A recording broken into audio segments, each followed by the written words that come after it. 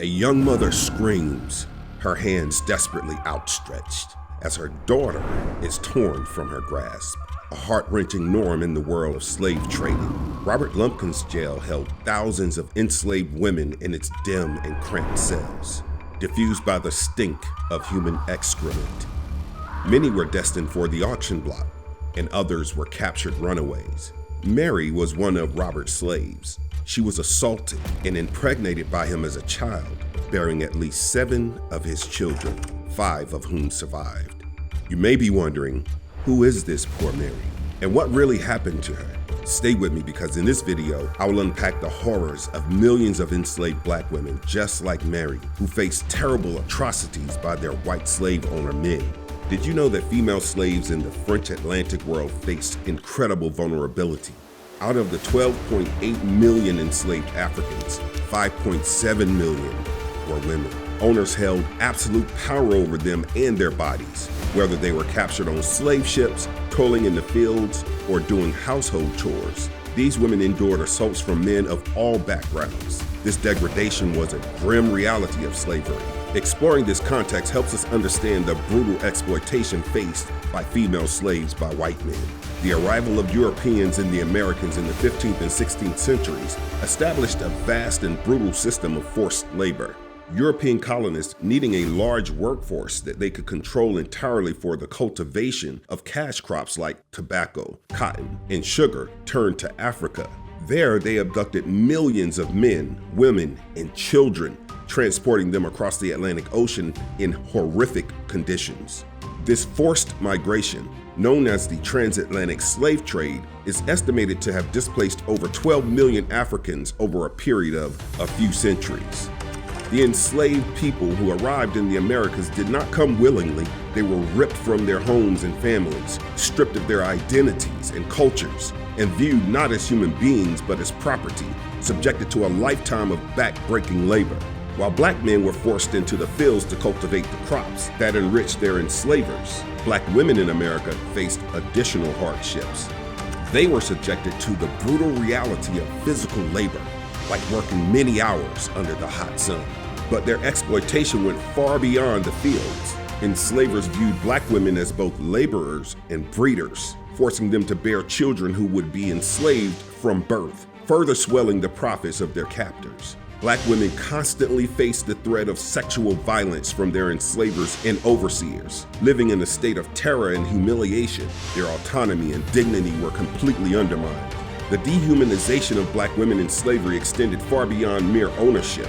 Slave owners crafted a twisted ideology that simultaneously viewed black women as essential to the back-breaking labor that fueled the Southern economy, also depicted them as objects readily available for the sexual gratification of white men. Their physical strength and endurance were exploited in fields growing cotton and tobacco, while their bodies were hypersexualized and objectified. This perception watered racist narratives that portrayed black people as inherently savage and hypersexual. These justifications allowed slaveholders to distance themselves from the immorality of their actions and create a pseudo-scientific basis for their cruelty. Furthermore, black women were stripped of their individuality. They were forced to abandon their African names and given new names, often demeaning or impersonal. Their cultural practices, languages, and religions were forbidden. They were reduced to interchangeable parts in a larger system, existing only to serve the will of their enslavers. The twisted ideology I discussed was heavily reliant on racist stereotypes. One notable stereotype was the Jezebel myth, which portrayed black women as inherently promiscuous and immoral. This stereotype served 2 harmful purposes. Firstly, it justified the sexual exploitation of black women by slaveholders. Secondly, it undermined the legitimate resistance by black women, labeling their defiance as inherent unruliness. Another stereotype was the mammy figure, a docile and submissive black woman who cared for white children. This stereotype denied black women their motherhood and painted them as inherently subservient. Slaveholders often sought to cloak their cruelty in a veneer of science. Pseudoscientific theories were emerging to support this brutalish narrative. The theories were claiming that black people were closer to animals on the evolutionary scale and lacked the capacity for higher thought or morality. This quote-unquote science served to justify slavery and the dehumanization of Black people, including Black women. The denial of individuality extended to the destruction of Black families. Marriages between enslaved people were not recognized, and families could be torn apart at any time through sale or punishment. Black women often served as the primary caregivers for their children, even while forced to endure backbreaking labor. This fierce maternal love stood as a powerful resistance to the system.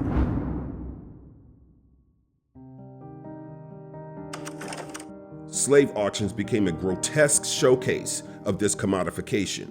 Enslaved women, sometimes as young as their early teens, were subjected to severe disrespect and dehumanization. They were paraded before potential buyers. Their physical condition was inspected in a manner that was degrading and treated them as commodities rather than human beings. Auctioneers would highlight their physical attributes and even their ability to bear children. Furthermore, they would also emphasize the woman's status as property to be bred and exploited for profit. These public displays served as a constant reminder of the brutal reality. Black women were not human beings, but commodities in a system built on human misery. Slave auctions were not merely transactions. They were public displays intended to dehumanize and degrade those being sold. Large crowds would gather, creating an atmosphere of fear and intimidation. Enslaved people were stripped of their clothing, forced to stand on platforms or walk in circles, and essentially put on display like livestock. Auctioneers often employed manipulative tactics to maximize profits. They might exaggerate the enslaved person's skills, downplay any disabilities, and even invent stories about their background. Slave women who were deemed attractive were often sold for higher prices than men. This highlights the sexual exploitation that was a constant threat. Slave auctions were a form of psychological abuse. Families were often torn apart right there on the auction block, with children sold separately from their parents. Enslaved people were forced to witness the commodification of their loved ones. This inhumane treatment further shattered the sense of self and community. The threat of being sold at any time loomed large, creating constant anxiety and uncertainty.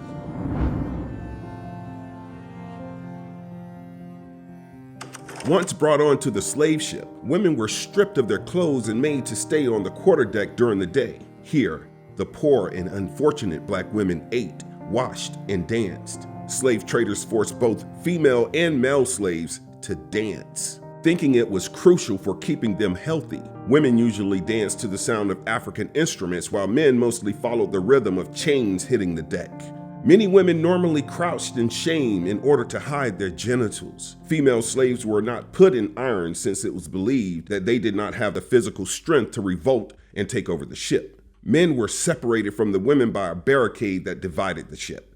Since the women's living quarters were below the deck, near the officers' accommodations, the officers had easy access to the women. The women had to climb stairs that passed through the officers' cabins just to pass from the slave deck to the quarterdeck. Women were thus subject to sexual advances, and it was typical for an officer to choose a female slave to wait on him at the table and in bed. Some crew members joined slaving voyages because they wanted free access to African women. Many slavers believed the old European myth that African women were sexually permissive with insatiable sexual appetites. This illogical idea justified treating Black women and the entire Black community poorly. So-called slave supporters argued that Black women couldn't be raped because they were so promiscuous, and sailors on ships took advantage of this idea. In today's world, we are so much concerned with sexual relations between individuals belonging to different power structures, but it was considered legal and justified as a part of business. A young French officer said sailors often picked their favorite women and gave them more food in exchange for sex. They thought these slaves coped better with the journey because they got along well with the sailors. Another witness was the captain of the Jeannette, who let his sailors have sex with the slaves by saying that it was normal for each sailor to have a woman. Female slaves faced more sexual abuse after arriving in the French West Indies from ships like the Jeannette. In the 18th century, there weren't many white women there because white men ran the slave plantations. Families in the West Indies changed as more slaves replaced European wives. With fewer female slaves around, they faced more pressure for sexual favors. Since they had no rights, They were more vulnerable to assault and cruelty. Unlike male slaves, women suffered both physically and mentally from sexual exploitation by white men. This abuse led to many mixed-race children being born, showing that African women were not just used for work, but also abused by European owners. On French slave ships and in the West Indies, female slaves were sexually abused, showing a common pattern of mistreatment across the French Atlantic world. In El Royale, 70 female slaves were at risk of exploitation. Over half of them had children, showing the extent of the abuse. Some female slaves couldn't have children or died young before giving birth.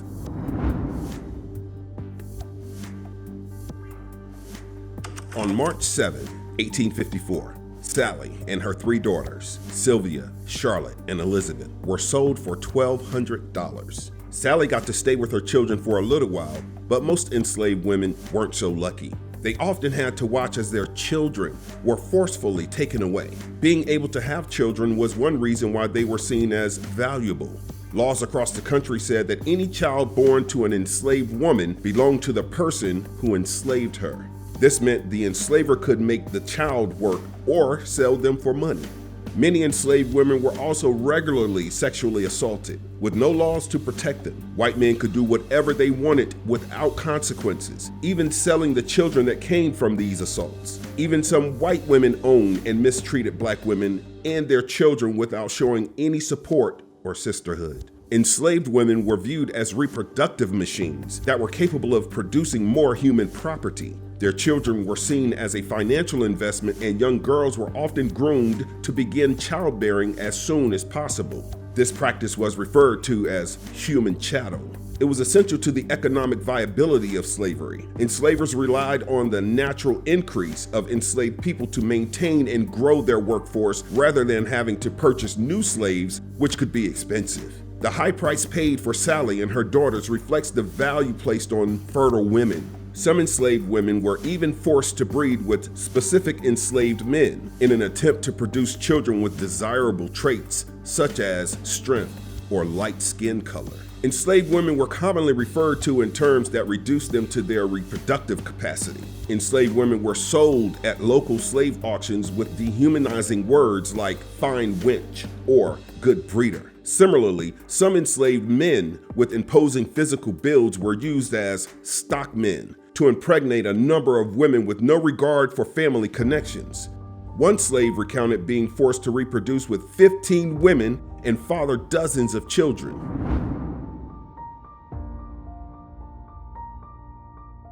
A woman who lives with a man but has a lower status than his wife is a concubine. Concubinage among enslaved black women and white men was a horrific aspect of slavery.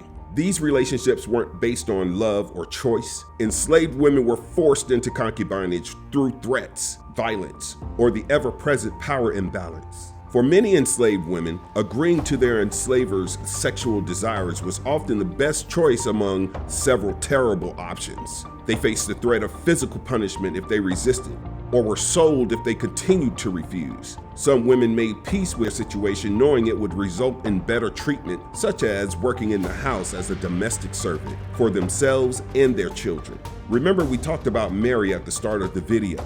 Mary's story is an example of this nightmare of concubinage. Mary was one of among thousands of other black slaves. She was born in 1832. Mary may have been bought by Robert or given to him as a young girl, or she may have accompanied one of his prisoners. Their relationship began in a common way for the time that he assaulted her. Mary gave birth to their first child at 13. At some point, coming to live with him in his house by the jail, where she sometimes appeared like a kindly apparition to the prisoners who endured torture in the shadowy and barren cells. Robert Lumpkin was among the 60% of the white men who owned slaves. He was famous in the South for trading slaves and being very cruel to the slaves he kept in jail, also known as Devil's Half Acre. Before the Civil War, there were often ads selling slaves at Lumpkin's jail and asking people to bring back any slaves who ran away.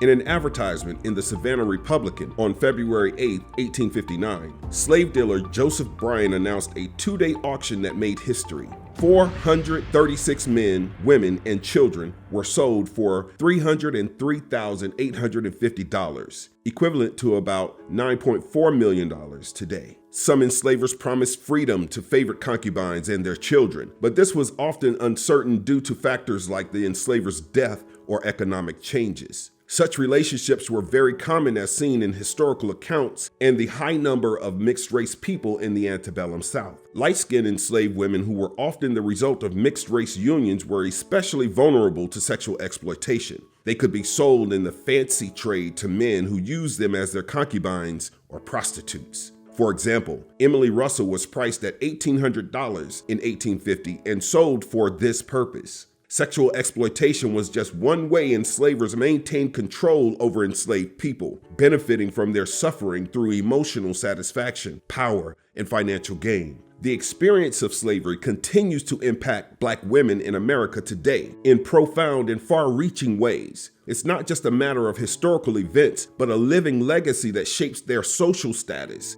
health outcomes, and even their sense of self.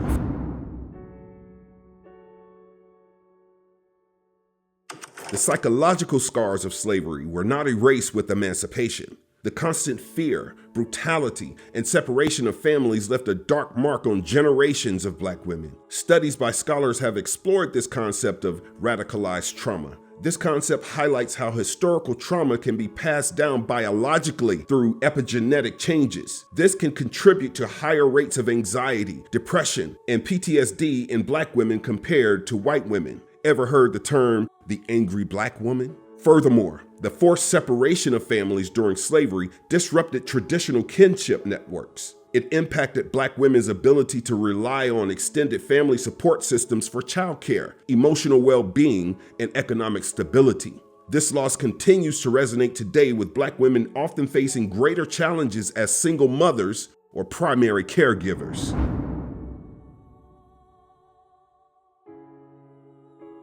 The dehumanization of Black women during slavery continues to influence healthcare disparities today. Enslaved women were viewed as objects to be bred and broken and not individuals deserving of care. This disregard translates into present-day higher maternal mortality rates among Black women compared to white women, even when controlling for factors like income and education. Studies suggest implicit bias among medical professionals may contribute to those disparities. Black women also face higher rates of unintended pregnancies due to limited access to quality healthcare and reproductive health education. The history of forced breeding during slavery fuels the ongoing fight for Black women's reproductive rights. Issues like access to abortion and affordable contraception are seen as crucial for Black women's bodily autonomy and ability to plan their lives.